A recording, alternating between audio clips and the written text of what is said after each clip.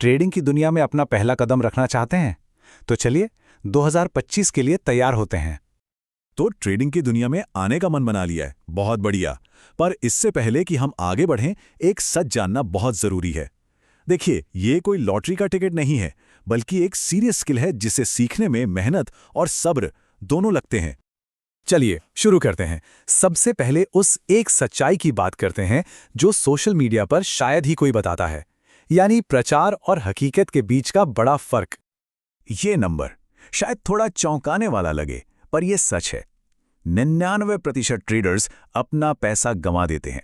क्यों? वजह है गलत उम्मीदें और आधी अधूरी जानकारी। लेकिन वो जो बाकी 1% लोग हैं, वो ऐसा क्या जानते हैं जो बाकी नहीं जानते?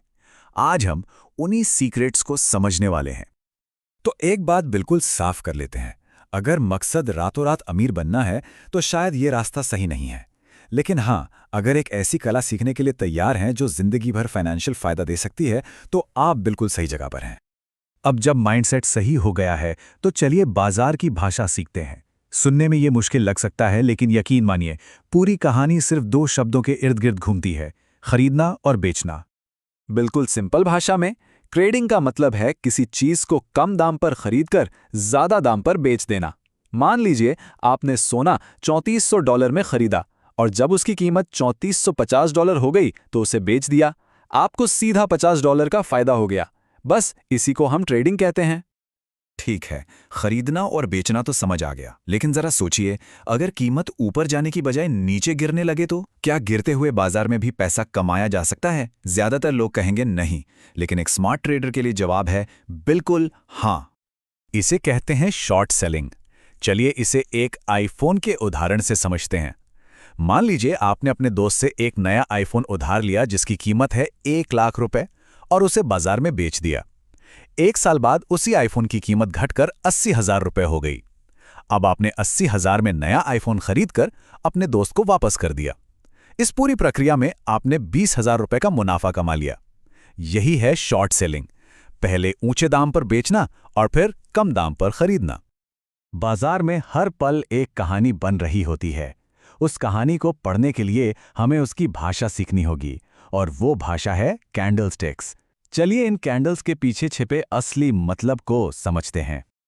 हर एक कैंडल अपने आप में एक पूरी कहानी है।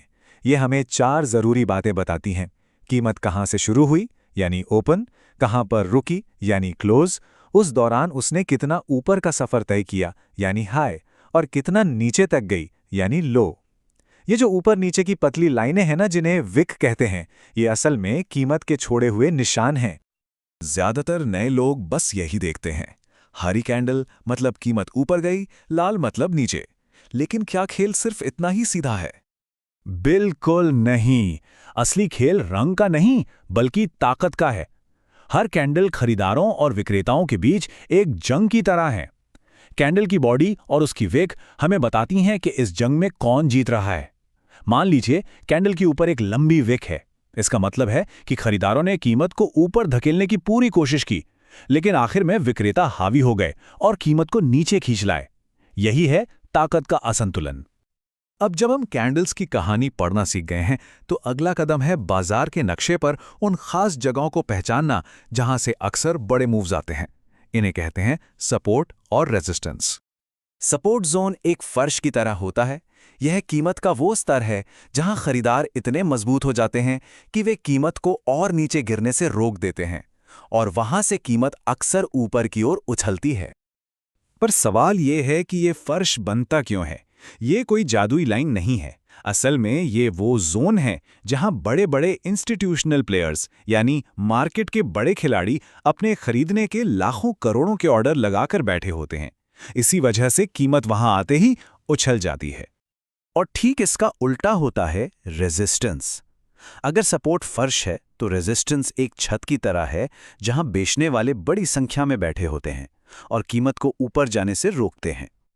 चलिए अब उस एक नियम की बात करते हैं जो बाकी सब पर भारी है। दुनिया की सबसे अच्छी स्ट्रैटेजी सीख लीजिए, लेकिन अगर इसे नजरअंदाज किया तो आप कभी सफल नहीं हो पाएंगे। और वो है रिस्क मैनेजमेंट। रिस्क मैनेजमेंट का सबसे बड़ा हथियार है स्टॉप लॉस। इसे अपनी सेफ्टी बेल्ट समझिए। ये एक ऑटोमेटिक ऑर्डर है जो आपके ट्रेड को एक छोटे, पहले से तय नुकसान पर खुद ब खुद बंद कर देता है, ताकि एक छोटी सी गलती बड़े डिजास्टर में न बदल जाए। यही वो गलतियां हैं जिनकी वजह से 99% लोग असफल हो जाते हैं। वे अपनी क्षमता से ज़्यादा जोखिम लेते हैं, बिना योजना के काम करते हैं और सबसे बड़ी गलती स्टॉप लॉस को नज़रअंदाज करते हैं। याद रखिए, सफलता सिर्फ विश्लेषण से नहीं, अनुशासन से मिलती है। तो अब आपके पास जानकारी है। सवाल यह है कि इसे एक्शन में कैसे बदलें। पहला कदम क्या होना चाहिए? चलिए एक सीधा साधा रोड मैप देखते हैं। सबसे पहले मूल बातें समझें। दूसरा, सिर्फ रंग नहीं, कैंडल के पीछे की पावर की कहानी पढ़ें। तीसरा, उन खास सपोर्ट और रेजिस्टेंस जोन को पहचानें जहां बड़े खिलाड़ी सक्रिय होते हैं। और चौथा और सबसे जरूरी, हमेशा अपने जोखिम का प्रबंधन करें। पहला काम पैसा कमाना नहीं, अपनी पूंजी को बचाना है। तो आखिरी और सबसे महत्वपूर्ण सवाल यह है कि क्या इस स्किल को सीखने के लिए ज़रूरी समय और मेहनत लगाने के लिए तैयार हैं? क्योंकि ट्रेडिंग कोई जुआ नहीं, बल्कि एक गंभीर व्यवसाय है।